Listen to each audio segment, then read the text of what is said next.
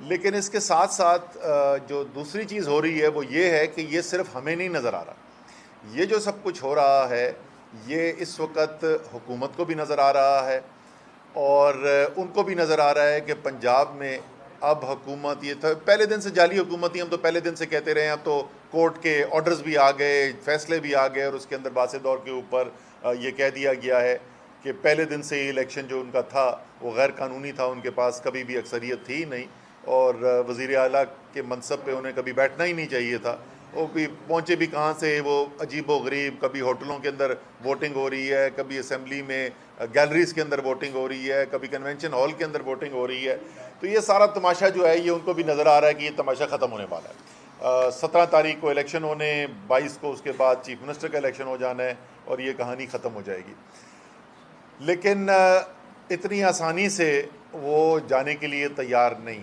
جس طریقے سے ملک کے اندر مجموعی طور کے اوپر اس وقت آئین قانون کی دھجیاں اڑائی جا رہی ہیں، جس طریقے سے اس وقت زور زبردستی، طاقت، خوف اور ہراساں کر کے لوگوں کو ایک قابو رکھنے کی کوشش کی جا رہی ہے، اور مکمل جتنا وہ کر رہے ہیں اتنا زیادہ نقصان ہوتا چلا جا رہا ہے۔ اسی طریقے سے پنجاب کے بائی الیکشن کے اندر بھی ہمیں دیکھنے میں نظر آ رہا ہے کیا کیا ہو رہا ہے جی۔ وہاں پر ڈائریکٹ اے سی ڈی سی کی فون کالیں جا رہی ہیں، جو نمبردار ہیں، جو دوسرے عہدوں کے اوپر بیٹھے ہوئے ہیں، ان کے پاس کالیں جا رہی ہیں۔ ہمارے جو لوگ الیکشن میں ساتھ چل رہے ہیں ان کو دھمکیاں مل رہی ہیں، ایف آئی آر کٹ رہی ہیں۔ مہر شرافت کا کیس تو جو ہے وہ اب میرے خیال میں تقریباً سب کو ہی پتہ چل گیا ہے، وہ جیل سے نکلتا ہے، اچھے بھلے ایک خوشحال انسان کو 45,000 روپے کی ڈکیتی کا جھوٹا الزام لگا کے واپس اندر ڈال دیا جاتا ہے۔ تو یہ سارا ایک طرف تو یہ چل رہا ہے، دوسری طرف غیر قانونی تبادلے، صاف لکھا ہوا ہے جب ایک دفعہ شیڈیول آ جائے اس کے بعد تبادلے نہیں ہو سکتے، تبادلے بھی جاری ہیں۔ غیر قانونی طور کے اوپر جو قانون کی خلاف ورزی کرتے ہوئے تعمیراتی کام کرانے کی بھی کوشش کی جا رہی ہے، اور سب کو پتہ کام جو 2 ہفتے میں تو مکمل ہونے نہیں، تو وہی وہ پرانا جو طریقہ ہے، آ کے بجری پھینکی اور گارا پھینکا، کوئی لائن کہیں سے گیس کی پائپ لائن پھینک دی اور چلے گئے۔ اسی طریقے سے آپ اگر آپ دیکھیں تو سب سے زیادہ شاید خطرناک چیز جو ہمیں نظر آ رہی ہے وہ ہے غیر قانونی طور پر ووٹس کا اندراج۔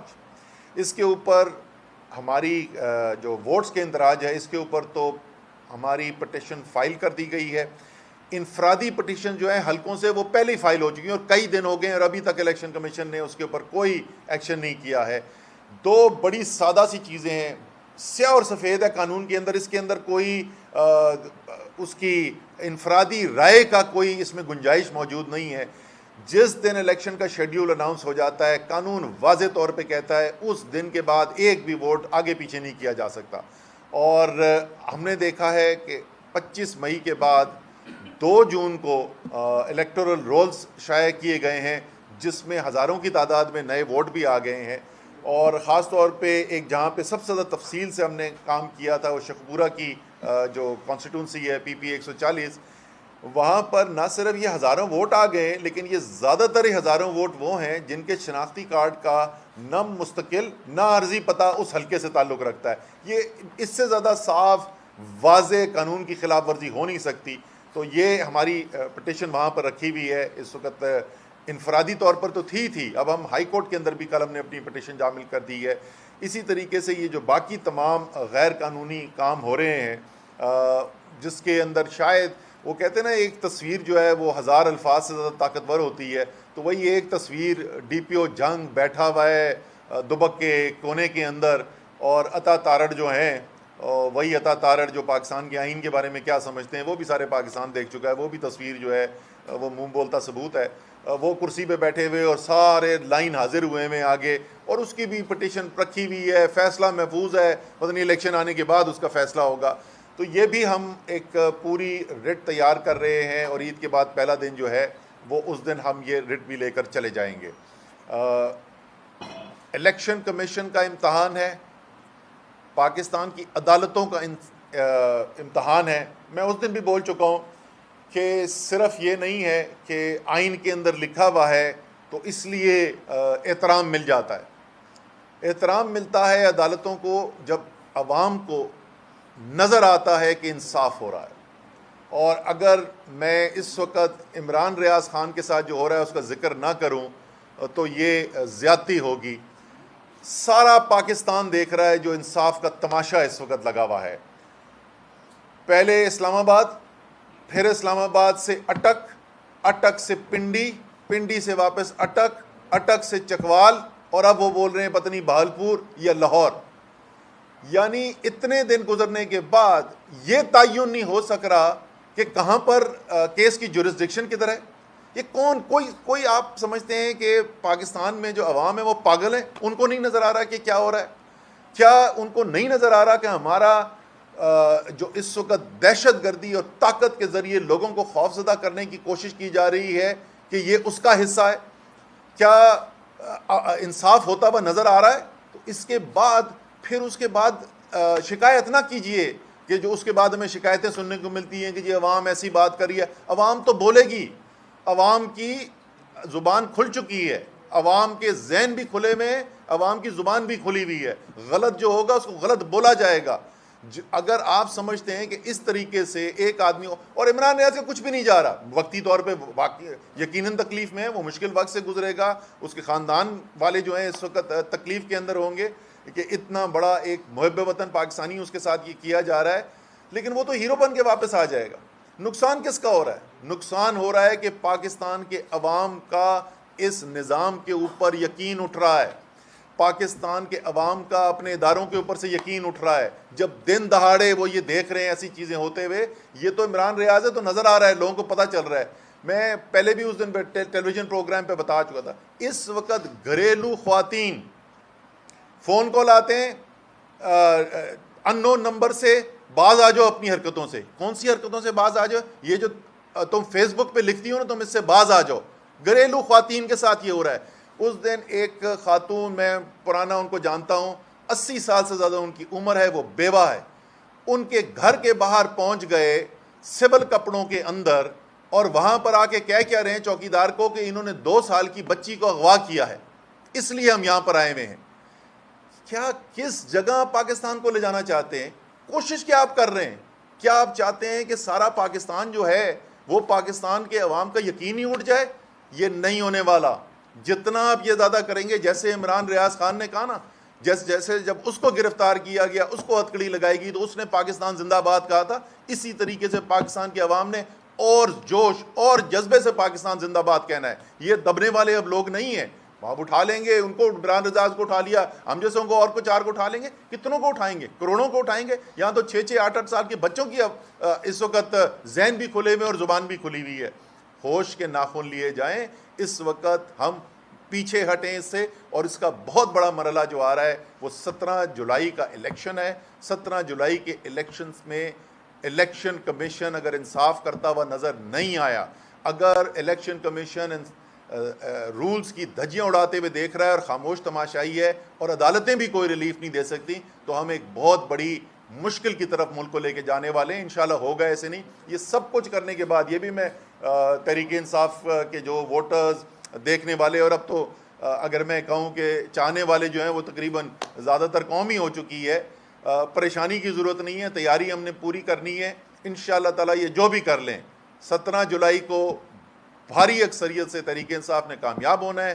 22 جولائی آخری دن ہوگا اس جعلی وزارت اعلیٰ کا پنجاب کے اندر، اور ایک دفعہ پنجاب بھی ان کے ہاتھ سے چلا گیا تو صرف اسلام آباد کے امپورٹڈ وزیر اعظم بن کے کرنا کیا ہے میاں صاحب نے. ہم جا رہے ہیں ایک نئے الیکشن کی طرف، اس میں کوئی شک نہیں ہے، لیکن ہم نہیں چاہتے کہ وہاں تک پہنچنے سے پہلے جو عوام کا اور اداروں کا اعتماد کا رشتہ ہے اس میں ٹھیس پہنچے.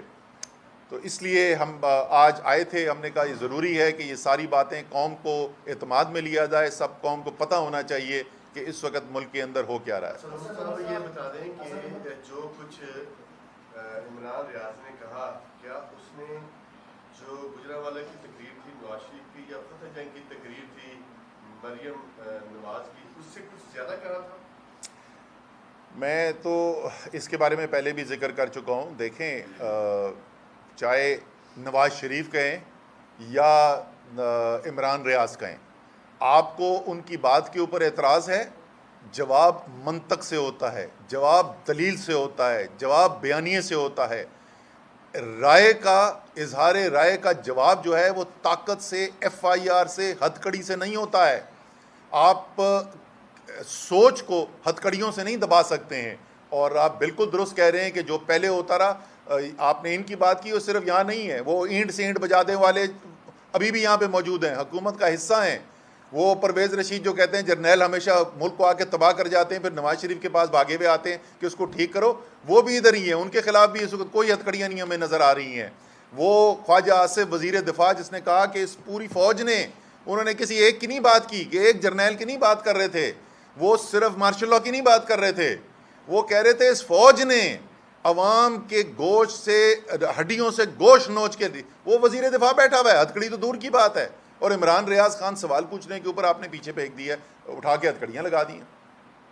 نمبر ایک، تحریک انصاف کی لڑائی کس کے ساتھ ہے؟ دوسرا سوال یہ ہے کہ رانا ثناء اللہ کے حوالے سے پارٹی کے اندر اسٹیٹمنٹ آ رہی ہے کہ رانا ثناء اللہ کے اوپر جو بھی ہوا وہ ٹھیک نہیں تھا. باقاعدہ کیبنٹ میٹنگ کے اندر اس پر بات چیت کی گئی. کیا یہ رانا ثناء اللہ کا معاملہ فاؤل پلے تھا؟ اور اس کے ساتھ دو سوال ہو گئے. موقع پر ملتا ہے اس کے ساتھ یہ بھی کہ گزشتہ روز سے پی ایس سی کی میٹنگ میں خاتون نے بیان دیا اور اس کی اسٹیٹمنٹ چل رہی ہے کہ اس کو پرائیویسی ہاؤس میں رکھا گیا اس کے اور اس کے قابل کو. کیا ایسی اطلاعات بھی ہیں؟ اس بات میں صداقت ہے؟ اچھا، یہ تیسری والی بات تو سچی بات ہے، میں نے تو سنی نہیں، میں پہلی دفعہ بھی آپ سے سن رہا ہوں. پہلی دو چیزیں آپ نے، تحریک انصاف کی لڑائی کس کے ساتھ ہے؟ تحریک انصاف کی لڑائی ناانصافی کے ساتھ ہے. تحریک انصاف کی لڑائی جو ہے وہ غیر جمہوری رویوں کے ساتھ ہے. تحریک انصاف کی لڑائی بیرونی مداخلت کے ساتھ ہے. ہماری لڑائی جو ہے وہ کسی ذات کی بنیاد کے اوپر نہیں ہے. ہماری ساری، عمران خان کی ساری 26 سال کی جدوجہد جو ہے وہ کسی نظریے کے اوپر جدوجہد ہے.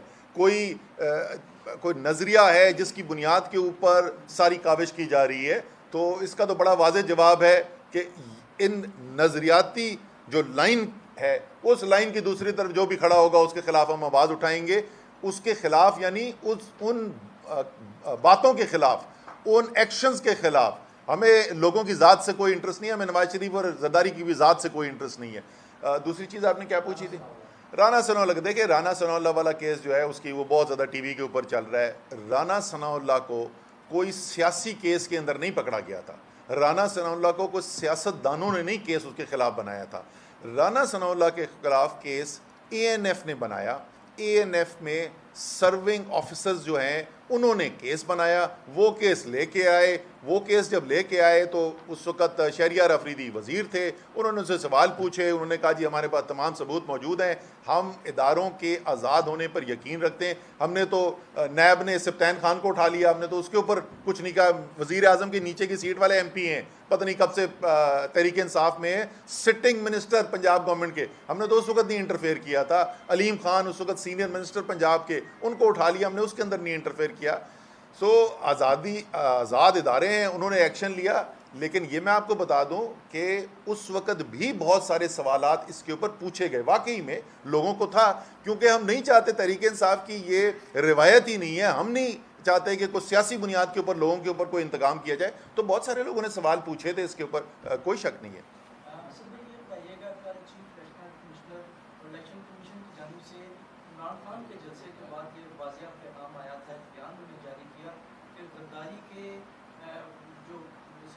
بانٹنے سے کوئی غدار نہیں بن جاتا. الیکشن کمیشن کسی کے دباؤ میں نہیں آئے گا. کل خان صاحب نے کوئی یا جلسے میں کوئی الیکشن کمیشن کو غداری کا کوئی سرٹیفکیٹ بھی دیا؟